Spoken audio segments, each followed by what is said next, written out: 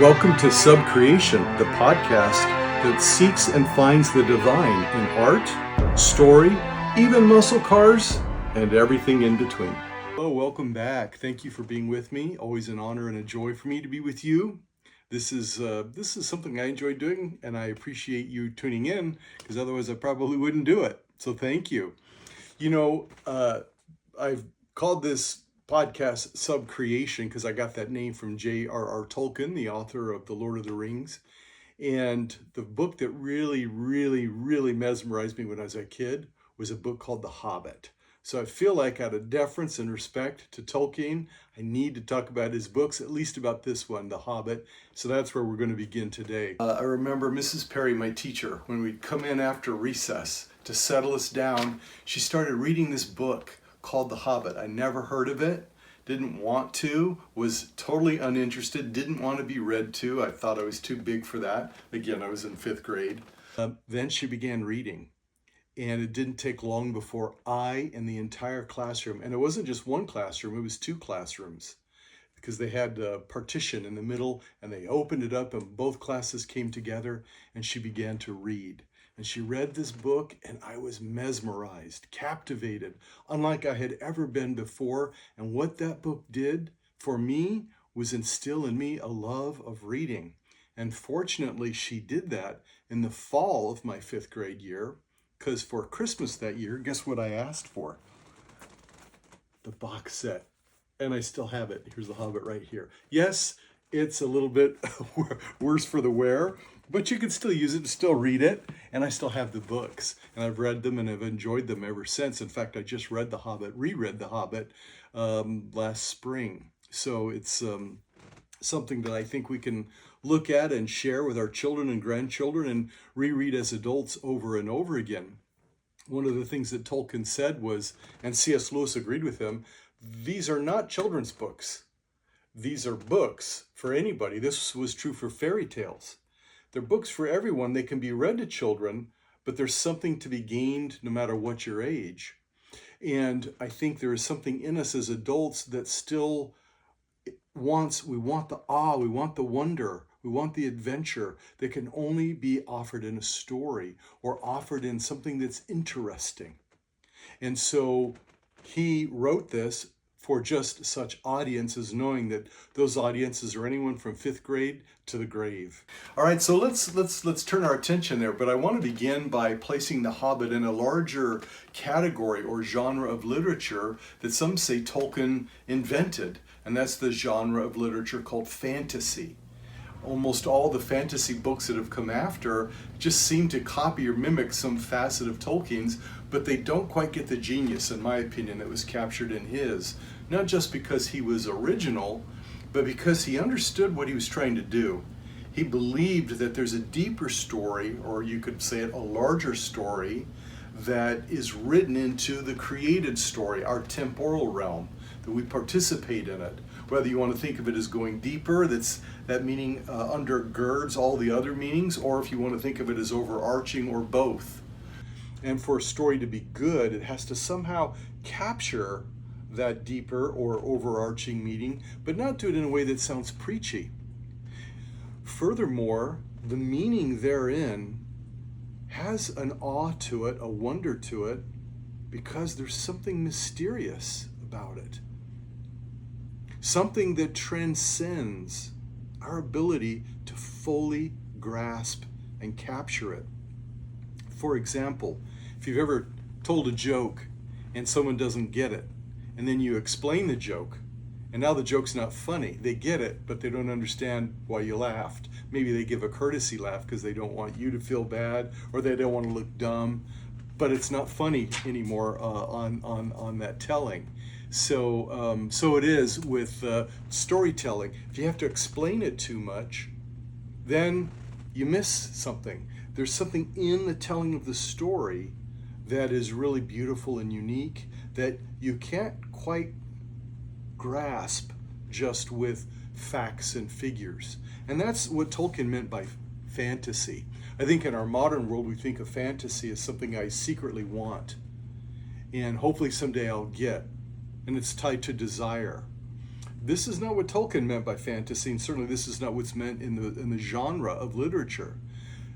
No, this type of fantasy is, yes, it's meant for both child and adult, as I said. Someone could even say it's meant for the child within, but I actually think it's meant for that desire within, for story, for interest, for awe, for wonder, as I said. And that's not a child's thing. It gets awakened in children. They feel very comfortable in their realm of imagination. That's why they can play with toys. And adults, we can't. We can't play with children's toys. There's lots of people who have boy toys as grown adults, whether it's cars or boats or whatever. So we do move out of that expression of childhood where we want toys, but that's where the imagination kicks in. And we begin to have a world that mimics this world, but that is our world, but we can still be a part of, even though we're out of it. So we both transcend and enter into it as children. And that's what fantasy does. That's what it's meant to be. It's supposed to teach us something about our world while we enter into that world. Fantasy literature will lose its identity, I think, if it tries to explain too much, or if it's too imitative or too preachy. If it tries to offer too much variety or tries to get too political, then you miss the whole point. This is something that transcends what we find valuable in the here and now, that's tied to the spirit of the age. It's something perennial, something mysterious, something that draws us in, and then from that we can begin to learn about the world that we operate in an everyday way. And so that we see a connectivity, even though we recognize it as not being the real world, we still see the connection to it. So in recovering this sense, this awe and this wonder sense, this sense of the mystery, this sense that can't be completely articulated, this is what I think we mean by the word enchanted. Think of that word. It means to chant, to sing back and forth a praise of something, usually of God. It's how it was taken in the monastic tradition in the old, in the Middle Ages and in the early ages after the ascension of Jesus. But there's also a sense of this enchanted nature with creation, this song of praise and wonder offered to God through creation, offered in response to the beauty that one experiences. That's what it means to be enchanted, where I'm drawn into a harmony. It's a music that I might not hear, but that I see or feel or experience. I grew up in Colorado. I felt that all the time when I went to the mountains growing up. All right, so we want this. This is a quality of fantasy, this enchantment. There's a similar structure that correlates to our memory. And our memory, sometimes we remember things, and some things in an astonishing detail, while other things we should remember, we don't. Why is that? Because the astonishing detail resonates with us in a deep way, whether it's fear or excitement or joy and happiness or enthusiasm or anger, and then our memory clings to those things because of those emotions that are aroused. So fantasy corresponds to these contours of our memory. They're to bring out in the story those things, and then we will experience them. We're supposed to experience it while we're reading it. But that initial excitement, that initial discovery, that was really something, because it surprised me. Now I kind of know what's in there, so I'm not as surprised. But with that kind of surprise, that was an experience of this enchantment, of this beauty, of this awe that fantasy is to capture for us. And then we gain this insight. So Tolkien, he tiered these levels of meanings in The Hobbit, and he made it clear he's not writing an allegory. He said an allegory is where the author restricts the reader. And he's telling the reader, okay, X means Y. So when you see X, I actually mean Y. Now you can do that, that's fine, but he felt like you're limiting the reader when you do that. He said rather, he called it applicability. That's the word he used, applicability. You want to read it and find it applicable to your sense of meaning. And thus, multiple layers of meaning are open when you do that.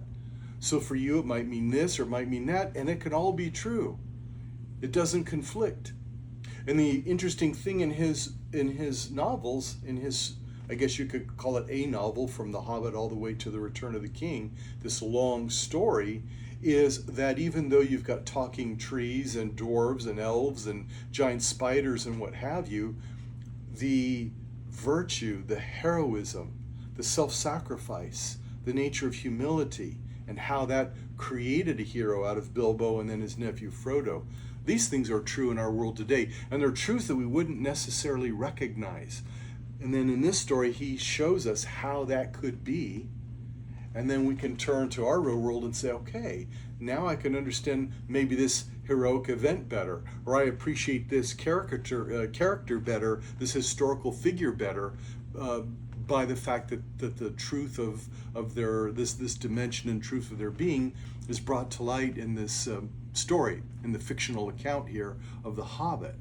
So these are the meanings that he put in there, and I don't think he sat down.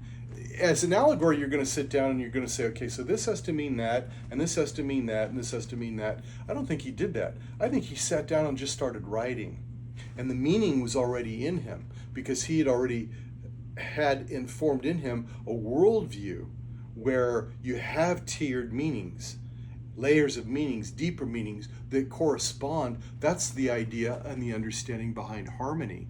It's just like when you're playing an instrument, let's say a piano. You don't just hit one note, you hit a myriad of notes. You can hit 10 notes at one time, and you hit them all, and it brings out a resonance, a richness, because each of those notes work together to produce that chord. Experience that drives home the point. All right, so good. So let's get to the story. I'm going to give you a quick summary anyway of the book. So Gandalf is a wizard. He selects Bilbo, who's a hobbit, who's a little dude, a dwarf, if you will. Well, he's not a dwarf because there's dwarves in there too, but he's short. And he lives in a hole, but it's not a dusty hole. It's a home that is a hole in a hill, but that it's got floor and windows and doors and candles and tables and furniture. So it's rather nice, but he's unassuming. The whole idea, the word humility is drawn from the same word where we get the word hummus, like you eat it, or you can also put it on your garden. It means to be of the earth, something earthy.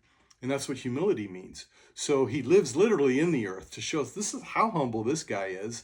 And when Gandalf comes, this wizard, he chooses him to be a burglar, he calls him, because he wants him to spy out and help them capture some things that don't belong to the current possessors of those things to give them back to the original recipients. So a burglar in a good sense. What he's doing is he's doing Gandalf a favor of returning property to people who own it, but it's currently under the possession of somebody else who took it unfairly. And so this means that he has to go on an adventure.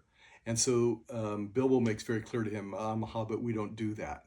So I think here's an interesting theme, this reluctant hero. And Bilbo most certainly is a reluctant hero. He does not want to leave his home. Another theme, the idea of home, the idea of the Shire, a quiet village, simple people living off the land. They all know each other. They're at one with nature because they work the fields. They have fun.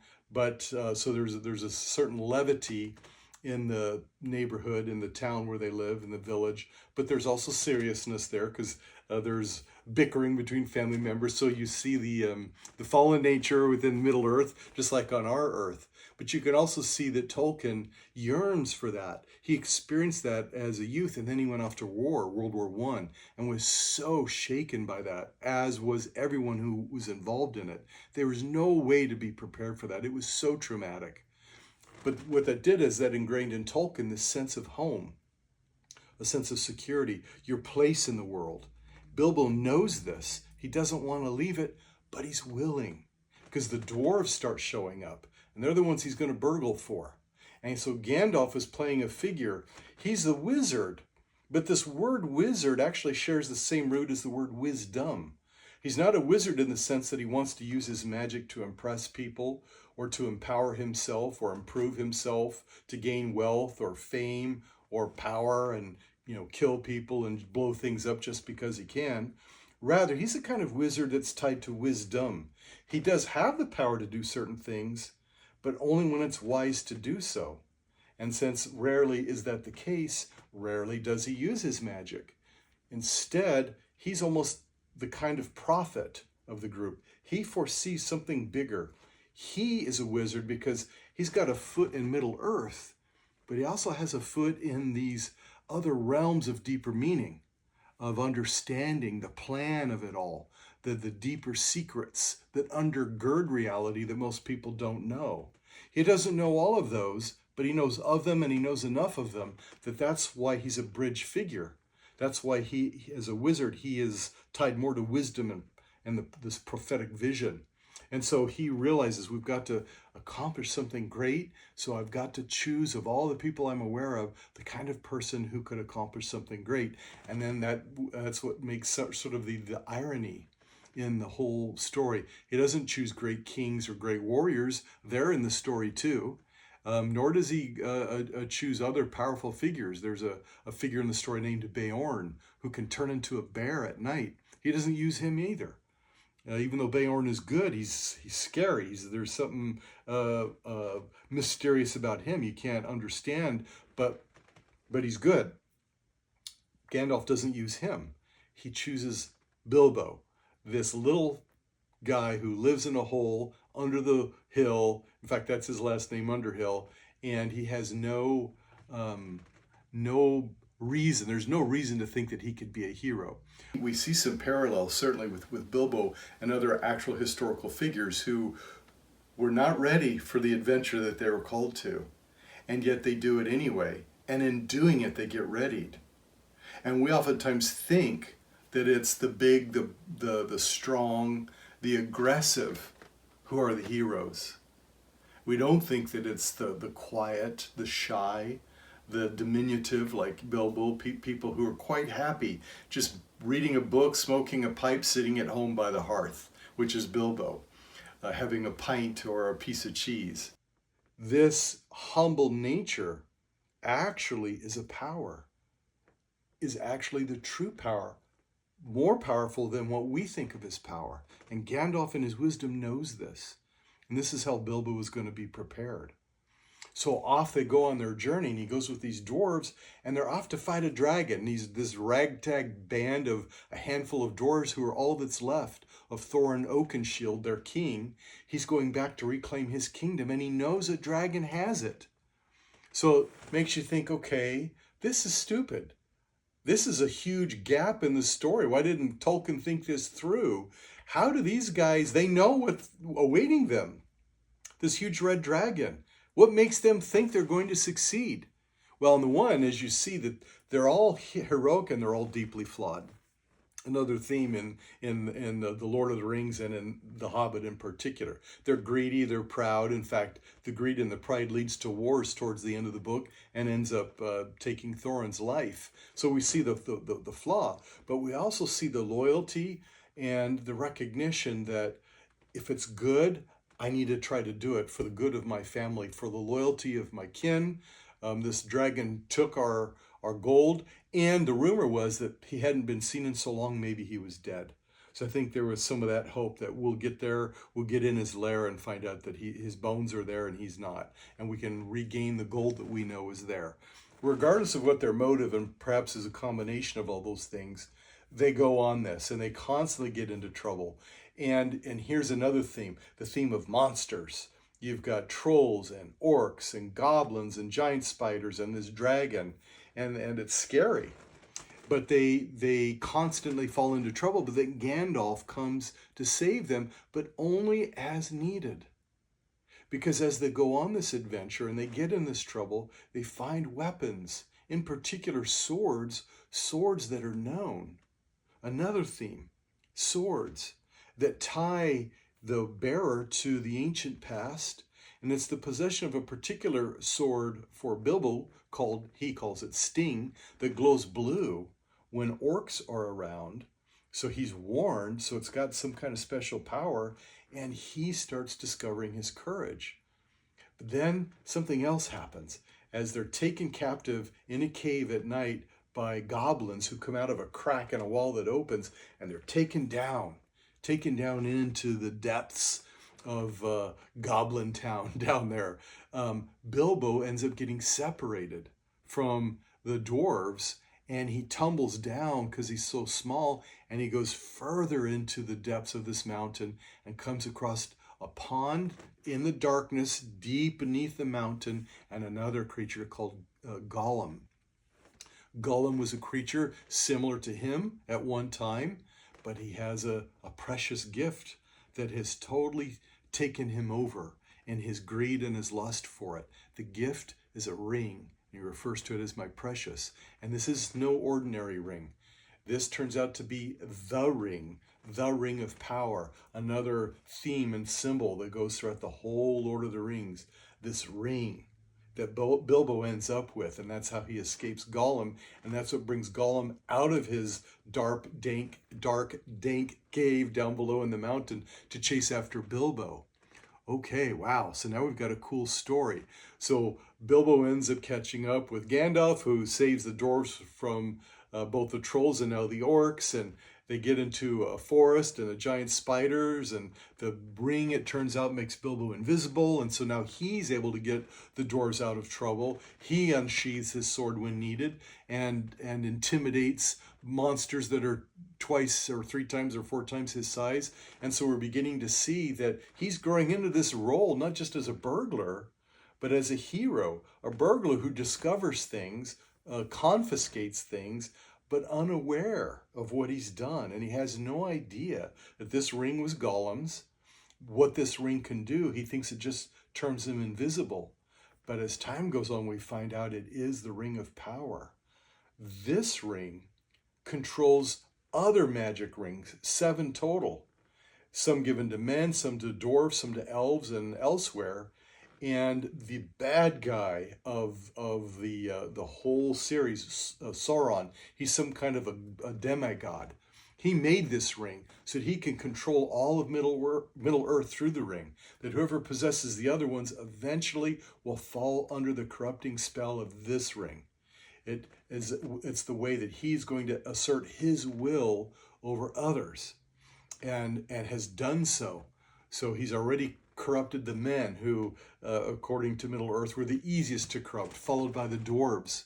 The elves have a ring, but they're the least corruptible because they're so good. But eventually, they will be taken over by the power of the ring if they didn't have the ring of power destroyed. And this becomes the quest that follows the Hobbit. So there's an adventure that leads to a bigger adventure, and this is what Gandalf sees, the need for this bigger adventure that has to get started with a previous adventure with Bilbo, who ends up with this ring and is invisible. They eventually make it to their destination. The dragon is still alive. Bilbo, being invisible, is able to discover a weakness in the dragon. He goes into his lair and sees he's got a piece of scale missing right above his heart. That word gets back to men of Lake Town. One of them shoots an arrow. It goes deep into the dragon, and the dragon dies, but not before he destroys the town.